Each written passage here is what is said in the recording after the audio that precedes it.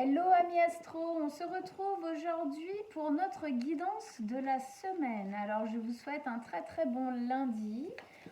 On va faire donc un petit tirage sur la semaine du 1er au 7 mai 2023. Donc pour ça on va tirer déjà une première carte qui sera notre carte de base. C'est le message en tout cas qu'on a envie de nous faire passer pour cette semaine. Alors pour nous tous, pour la semaine qu'on vient d'entamer du 1er au 7 mai 2023, quel est le message premier que vous avez envie de nous faire passer? Qu'est-ce que vous avez envie de nous dire pour nous aider à vivre cette semaine? Et puis voilà, qu'est-ce qu'il y a surtout à travailler pour nous tous ici cette semaine? Du 1er au 7. Elle a sauté ou je rêve? Bon, ok, on va la prendre. L'innocence. Bon, comme je dis souvent, avec ce tirage-là, c'est toujours, vraiment, elle saute. Elle saute comme là. Bon, alors l'innocence. Ok, on va regarder ça.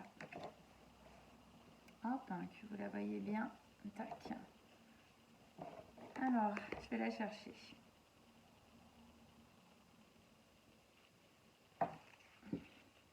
Ok. Je vous la montre et je la lis.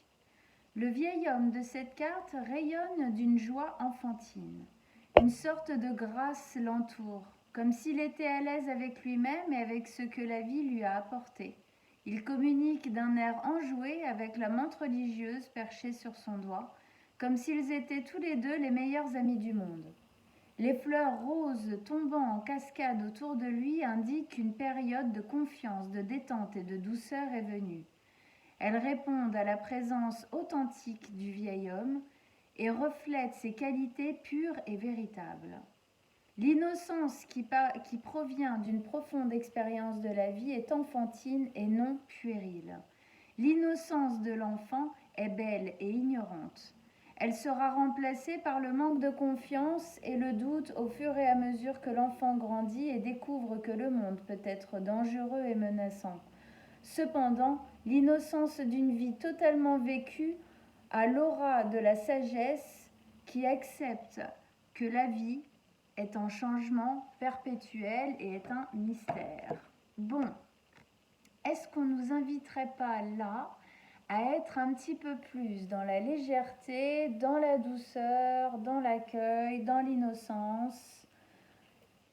J'ai l'impression, justement, quand on nous dit ici, bah oui, que quand on grandit, on perd cette innocence. En gros, ce qu'on vit dans la vie nous amène perte de confiance, on a peur du danger, on est méfiant, on a l'impression que tout est menaçant.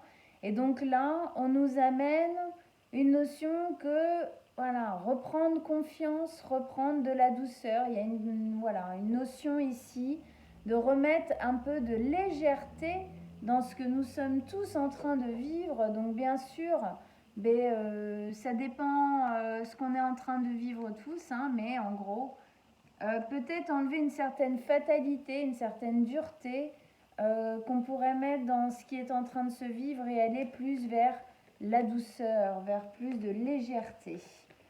Alors, ok, on a bien compris ce qu'il fallait qu'on fasse pour cette semaine. On va rajouter un message avec le Light and Seals. Alors, un message avec l'innocence ici, cette période de douceur, de confiance qu'on nous a envie de reprendre, qu'on nous a donné envie de reprendre et qu'on nous a dit de reprendre surtout. Ok, un message en plus avec le Light and Seals pour nous tous.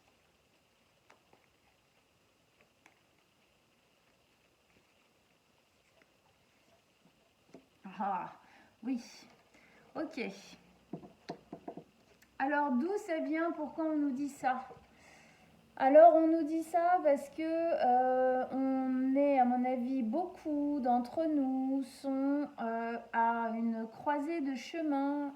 Voilà, il y a des décisions à prendre, il y a une destination, une route, un but.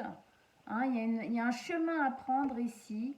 Et on est beaucoup, beaucoup, beaucoup dans le mental, beaucoup dans le raisonnement, dans la raison. On se pose beaucoup de questions. Et au final, on n'écoute pas ce qu'il y a dans le cœur. On ne met pas du tout de légèreté ici. Hein.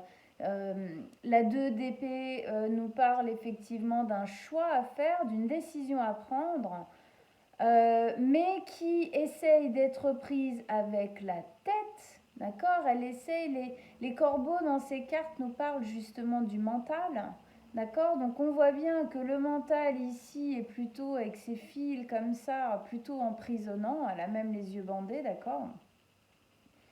Donc c'est pas ok, on lui dit c'est pas comme ça. En gros, c'est pas comme ça que vous allez réussir à prendre votre décision, d'accord? Si effectivement il y a un choix ici à faire, le mental c'est pas la bonne chose. Ici on nous parle d'innocence. L'enfant, le mental, il est quasi inexistant, d'accord? Donc il est vraiment dans la spontanéité, dans le moment présent, dans l'innocence, dans la douceur, dans le fait de faire parce que voilà, parce que c'est là, parce que c'est maintenant, parce que c'est bon pour lui, parce qu'il le sent. Euh, donc ici, nous, trop dans la tête. Trop dans la tête, on nous dit, si la décision que vous avez envie de prendre là, vous essayez de la prendre avec votre mental, avec votre raison, vous n'y arriverez pas. Ou si vous y arrivez, ce sera une mauvaise décision. Qu'est-ce qu'on lui dit à cette jeune femme pour qu'elle arrive, pour qu'elle réussisse à prendre cette décision? Eh bien, on lui demande de redescendre dans le corps. On lui demande de redescendre dans le cœur. Cette décision que nous avons à prendre ici doit être prise avec le cœur, avec les intuitions, avec les ressentis, et non pas avec notre mental de raisonnement qui est obligatoirement accablé par nos peurs, par nos traumatismes d'enfance, justement. Alors c'est rigolo parce que effectivement on nous parle du mental ici qui est obligatoirement plein de peurs et de traumatismes qui ont tous comme résonance et comme première racine, première base l'enfance. Et justement ici, on nous parle aussi de l'enfance avec l'innocence de l'enfance. C'est comme si on essayait de nous faire recontacter avec la partie la plus pure de nous, pas la partie qui a été blessée, la partie qui a envie, la partie qui est pleine d'aspiration, qui est pleine de joie, qui est pleine d'ambition. Notre enfant intérieur, comme on dit, d'accord, un peu comme si on nous sortait la carte du soleil ici et qu'on nous disait voilà, le soleil c'est notre ambition profonde, c'est notre enfant intérieur qui nous dit d'aller là où ça résonne pour nous.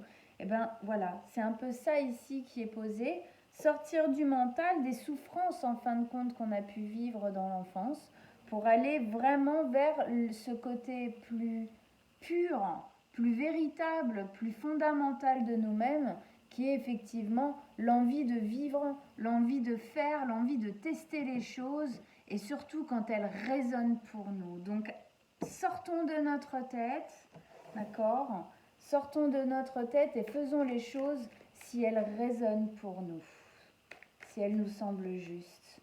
Alors, c'est comme ça que les décisions pourront être prises et surtout les bonnes décisions. Allez, on va rajouter 3 cartes maintenant avec le golden. Ok, 3 cartes sur ce qui est ressorti là pour cette semaine. 3 cartes.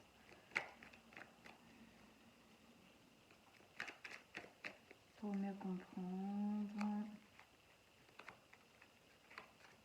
Allez, pour nous tous. Waouh! Ok, fort. Super. Alors déjà, on nous sort deux beaux as. Valets, d'accord? Deux beaux nouveaux départs, mais de l'ordre d'une graine. Hein, et une belle fin de cycle. Ça promet. Ici, effectivement, on nous amène vraiment la conscience que si on veut sortir d'une passe difficile, d'un cycle, deux cycles avec un S hein, au pluriel, de cycles difficiles, il faut absolument sortir de la tête, il faut absolument arrêter de raisonner avec nos peurs. Si on veut sortir de ça, il faut retourner au bon endroit, au niveau du cœur. D'accord? C'est avec ça que l'enfant y parle. Cette honnêteté pure qui vient du fond du cœur, quoi. Ben voilà, c'est avec celle-là qu'il faut agir, qu'il faut réagir, qu'il faut avancer, qu'il faut prendre nos décisions. Alors, on commence par celle-ci. Donc, le premier valet dans notre jeu ici, qui est le valet de coupe. Le valet de coupe, il nous parle d'un nouveau départ qui est jeune, d'accord, et qui va pouvoir prendre de l'espace, pouvoir prendre de la respiration, pouvoir grandir dans notre vie, si on fait ce chemin-là véritablement. Ici, il y a une graine qui est plantée qui ne demande qu'à pousser. C'est un nouveau départ émotionnel ici. On va se voir un peu comme ce petit poisson ici qui est dans cette coupe. Franchement, c'est un peu léger quand même pour lui, d'accord? Il n'y a pas beaucoup d'eau, il ne peut pas survivre là-dedans. Donc, dans le fait que c'est une graine, d'accord, c'est un nouveau départ qui est jeune, il est en train de germer, il est en train de pousser, il va falloir le nourrir et c'est pour ça qu'on vous dit qu'il faut le nourrir correctement. Faut pas le nourrir avec du mental, faut le nourrir avec de l'amour, avec du cœur, avec de l'intuition, avec des ressentis, avec ce qui vibre vraiment à l'intérieur de nous. D'accord? Donc, il va pousser, il va grandir, ce nouveau départ. Et on le voit bien ici dans ce valet qui marche sur sa cape qui est bleu haut. D'accord? Donc, on voit bien qu'il va vers justement cette eau qui se jette derrière dans le grand bleu. D'accord? Donc, on sent bien que ce petit poisson, petit à petit, va pouvoir aller, en fin de compte, jusqu'à la mer, jusqu'à l'infinie profondeur de la mer, et donc pouvoir complètement vivre ses émotions. D'accord? Il y a un nouveau départ ici, très fort émotionnel, qui peut se mettre en place. Mais tout ça, c'est au début. On est au début là, d'accord? Donc, c'est quelque chose à protéger, à faire grandir. Et c'est pour ça qu'on nous parle d'élan comme ça, d'innocence, de douceur, d'envie, de ressenti, au lieu d'être dans la tête. La tête, le raisonnement, tout ça, ça tue la plante, quoi. Ça tue la graine, ça la fait pas pousser. D'accord? Ici, on a un deuxième valet, le valet de denier cette fois. Donc, on nous explique que ce choix ici qui doit être fait, donc, va amener un nouveau départ émotionnel et va en plus amener un nouveau départ dans la matière, quelque chose de pérenne, quelque chose de solide, quelque chose qui tient dans la durée, quelque chose qui rassure, quelque chose qui encadre, dans lequel on se sent bien, quoi. C'est quelque chose qui s'ancre, d'accord? Le valet de denier, c'est la matière, d'accord? C'est l'ancrage, c'est la sécurité, c'est la pérennité. Donc, effectivement, il y a quelque chose de plutôt sympa pour nous tous. On sent qu'il y a une évolution en fait ici. Je sens que les choses évoluent pour nous tous, qu'on nous amène en tout cas vers des évolutions. Après, on les prend, on les prend pas. On arrive ou pas à sortir de la tête. En tout cas ici, c'est vraiment le point qui est problématique et qui doit être travaillé et allégé. Alors avec ça, on nous met pour finir la 10 d'épée. La 10 d'épée ici, c'est une fin de cycle. Une fin de cycle de période douloureuse. Alors souvent, la 10 d'épée a la mauvaise réputation quand elle sort dans un tirage. Souvent, oh là là, non. Au contraire, c'est plutôt positif puisque c'est la fin. D'accord? Donc, quand en plus vous avez deux beaux nouveaux départs ici, dans le cœur, dans la matière, c'est plutôt cool, quoi. D'accord? Et justement, cette carte qui est dans les épées se relie directement à celle-ci qui est dans les épées. D'accord? Donc, c'est justement en sortant de la tête. C'est un peu comme si j'entendais, là, on me disait en fait, on a peur que les choses se reproduisent comme elles se sont déjà passées. Ok. Alors, on a appris de ce qu'on a vécu. on a grandi grâce à ce qu'on a vécu. Et justement, le fait de se mettre dans son cœur, le fait de se mettre dans les ressentis et dans l'intuition est beaucoup plus protégeant, beaucoup plus... c'est quelque chose qui va nous donner de véritables indices, alors que la tête ne sait pas. La tête sait ce qu'elle a vécu avant, mais elle ne sait pas ce qui est en train de se passer maintenant. C'est le cœur et les ressentis et les intuitions qui savent, qui sentent ce qui est en train de se passer là, maintenant. Et c'est pas toujours évident de faire la différence entre l'intuition et le mental. Alors je vais vous donner un petit tips comme ça. Le mental, il radote, il répète, il répète, il répète, il répète, il répète, il répète. L'intuition, le ressenti, c'est quelque chose qui arrive comme ça. Une information, un ressenti, un mot, quelque chose, c'est très... ça parle beaucoup plus doucement. C'est très léger, c'est un peu incisif comme ça, flash. Ça arrive et si on ne le chope pas, ça ne reste pas. D'accord? Si on ne dit pas, ah oui, j'ai senti cette information, je l'ai ressentie, voilà, hein, en gros. Donc ici, il y a une belle possibilité de finir des cycles de souffrance de 10 ans ou même de plusieurs décennies, on va dire, avant ce qui est en train d'arriver ici. C'est des cycles où on a senti la trahison, on s'est senti plus bactère, complètement accablé par ce qui nous arrivait. Des cycles vraiment très difficiles et là on en sort. On en sort, mais pour en sortir, je le répète, il faut qu'on sorte de la tête. Pour pouvoir faire pousser ces deux belles graines-là, magnifiques, qui vont nous donner bien d'autres choses après. Ok, et ben ça c'est du job pour la semaine du 1er mai au 7 mai. Hein, ok, en tout cas, on va vers cette énergie-là.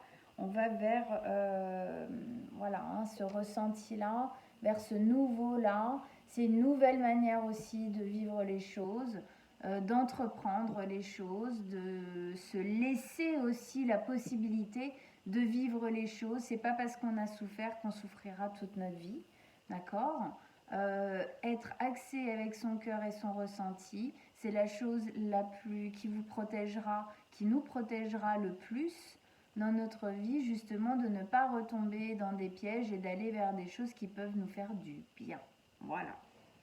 Eh bien, écoutez, mes amis astro, je vous embrasse tous très très fort. J'espère que ça vous a parlé. J'espère que vous vous êtes reconnus, que ça vous a plu et que ça vous soutient dans votre élan de tous les jours. Si vous désirez une guidance personnelle, je vais mettre mon mail en dessous de la vidéo. Vous pouvez m'envoyer un petit message.